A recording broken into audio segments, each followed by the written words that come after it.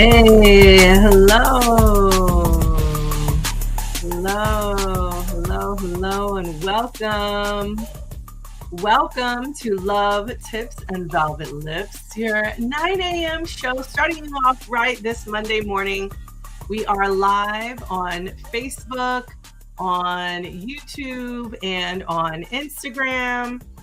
And happy to be here with you today. I am Marla Renee Stewart, owner and CEO of Velvet Lips Sex Ed, here to educate you and empower you around your love life, needless to say.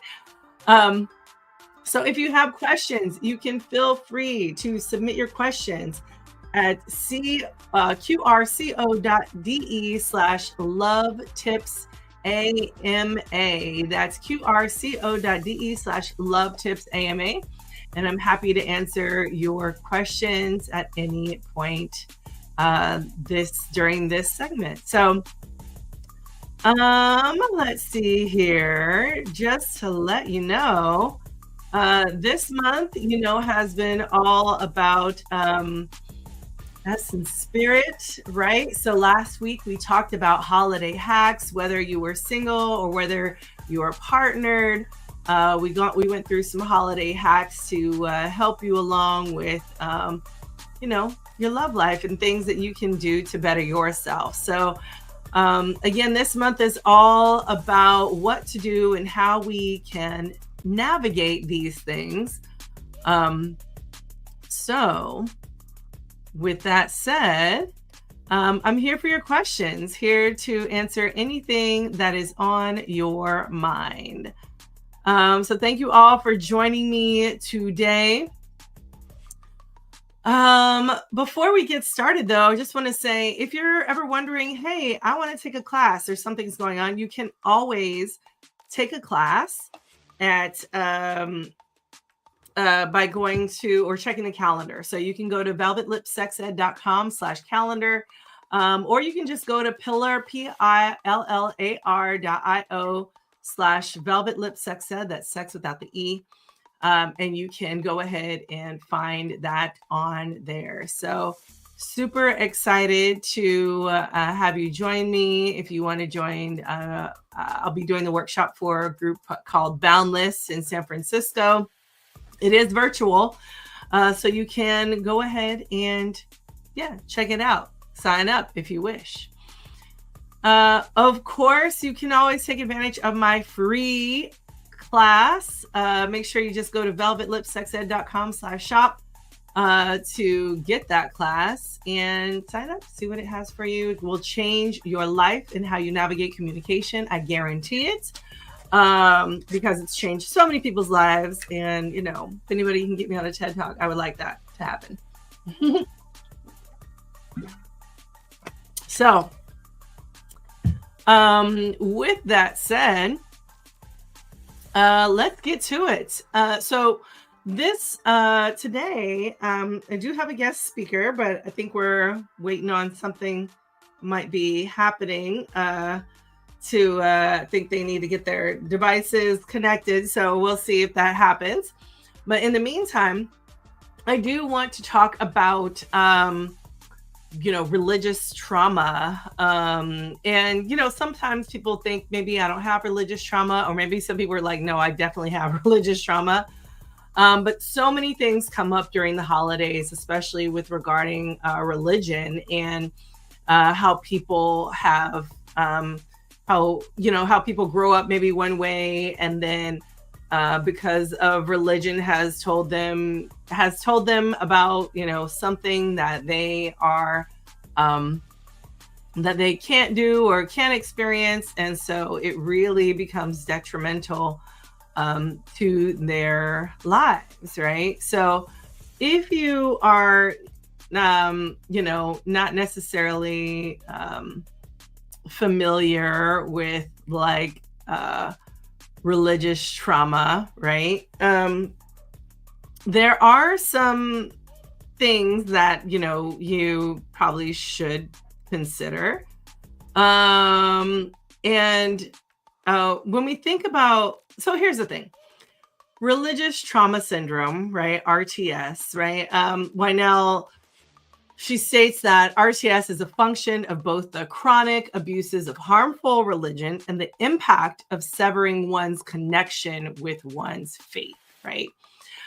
So for instance, I was watching a show on like former Mormons, right? It was these two women that they have their own show. I'm sure you can find it somewhere.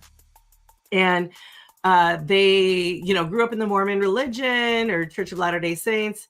And they, had their husbands, did the whole thing. One of them has 3 children. The other one has 4 children. And anyway, they ended up falling in love, right? Divorcing the husbands and, raising these 7 children together. And so they go through their lives. They talk about their lives of how, their religion has impacted them negatively because they actually just didn't realize that there was just a whole way of being and learning that, oh, wait a minute, this is actually natural to me, not the lifestyle that I was living in, right? Yes, love goddess Yvette Johnson. Yes, very familiar with it. Yes, religious trauma can be, it can hurt. It can be deep. And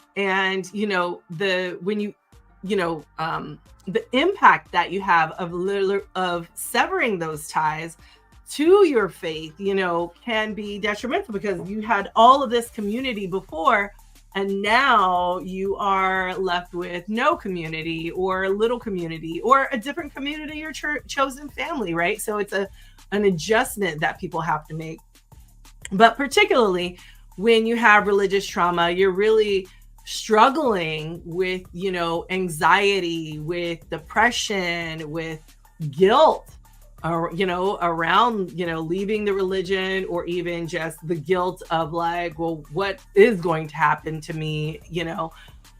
Shame, right? Self-doubt that you can't, move around the way that you would like to move in the world. So it can really, really negatively impact you, right? In addition, right, it also leads to a deep sense of cognitive dissonance and emotional distress, right? So you're constantly probably thinking about it. And again, during the holidays, of course, this time is heightened, right? We have,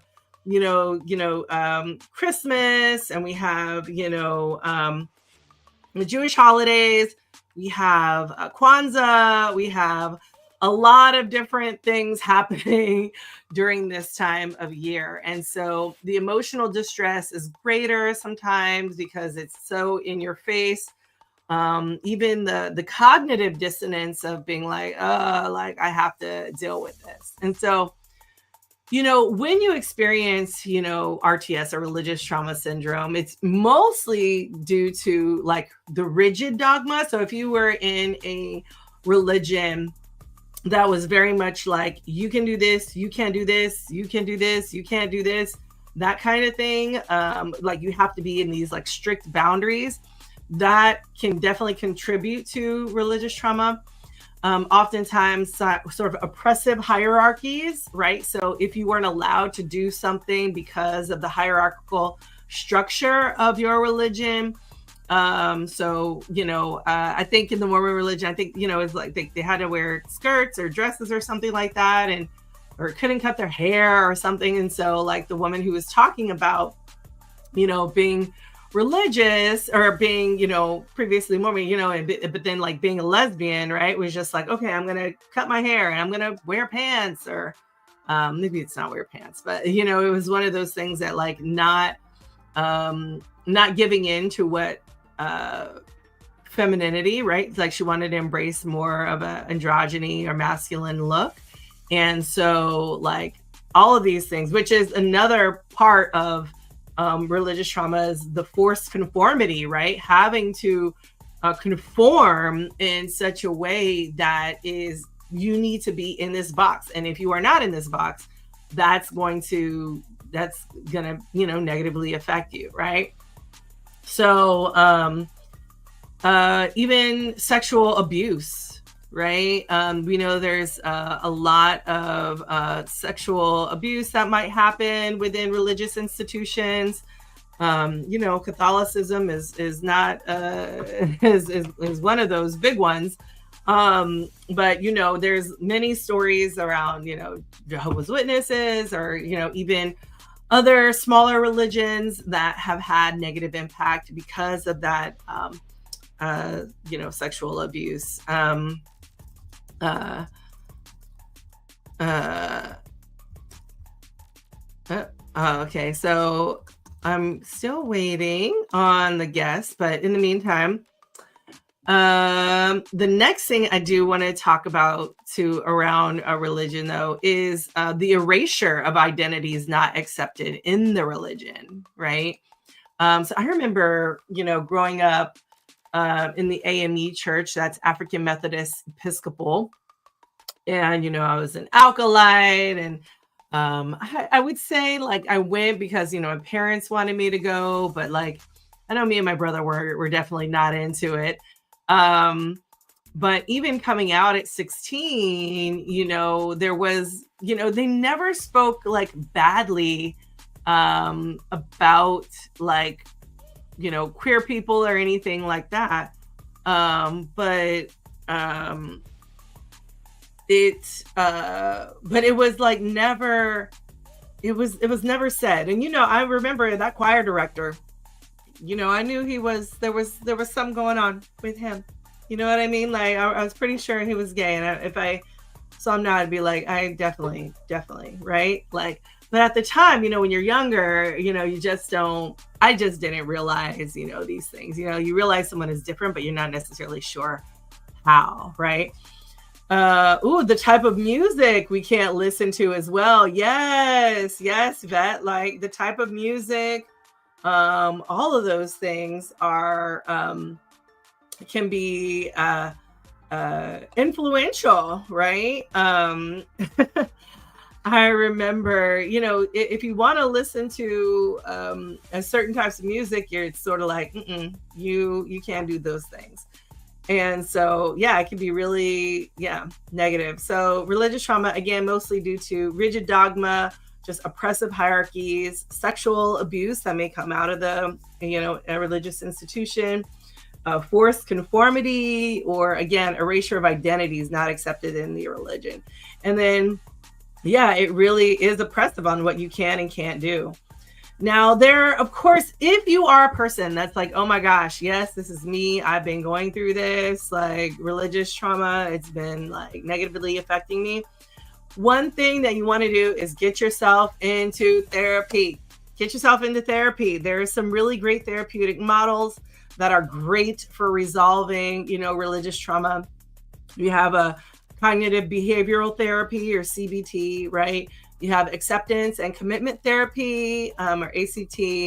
And then there's trauma-focused therapy. All of these different types of therapy are going to be great. So if you're like, oh my gosh, yes, religious trauma, that happened to me, make sure that like you go to a therapist that can do any one of those. Again, cognitive behavioral therapy, acceptance and commitment therapy, and trauma-focused therapy. And a lot of times, religious trauma really affects LGBTQIA plus folks, right? Folks whom are drawn to alternative or non-normative or queer sexual behavior. So this could be, non-monogamy people, swingers, kinksters, all the folks who are in alternative lifestyle communities can be really negatively affected by, religious trauma. So even if you just want to do certain, certain acts, certain love acts that, that are necessarily maybe that are not accepted in your religion, that can be a way of, that can be, daunting on you. So even thinking about behavior, even thinking about who you are, yes, all of these things can negatively impact you. So, and again, it's just super happens during the holidays a lot more. So I just want to give you those resources today.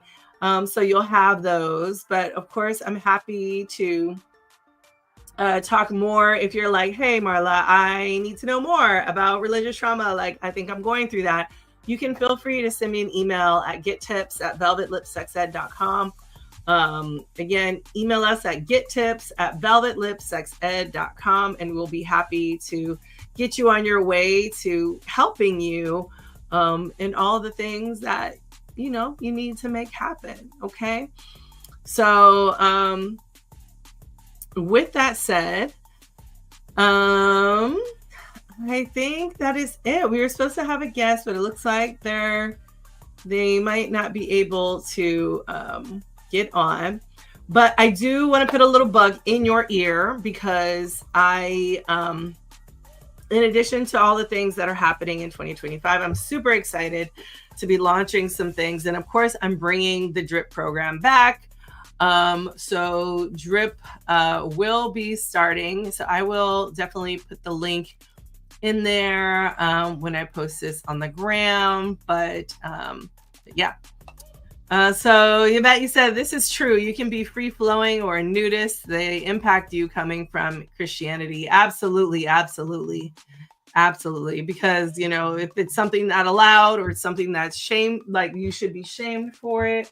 Yes, definitely could impact you negatively. So thank you for mentioning that. Absolutely. All right, y'all. Well, sad I couldn't get my guests on. I guess they were having some technical issues. But again, if you are someone that wants to talk to me about whatever it is you would like to talk about, we can talk shop here on the show. Next week we will be talking about tantra, whatever you want to call it. But we will be talking about tantra. We will be talking about what it is, why you should use it, if you want to use it, and its connection to spirituality. And if you have not signed up for SDS, please make sure you go get your ticket. The earlier you get your ticket, the better, because we're going to be raising prices soon come January. So get your ticket, get it done, and really, make it happen for yourself, because 2025 is all about sexuality, spirituality, and it's going to be a good time. So yeah. Hopefully, I hope you got something out of this talk today. And of course, again, you can always feel free to contact me anytime by going to gettips@velvetlipsexed.com. So thanks again. And I hope you all have a wonderful, wonderful Monday. Let's see here.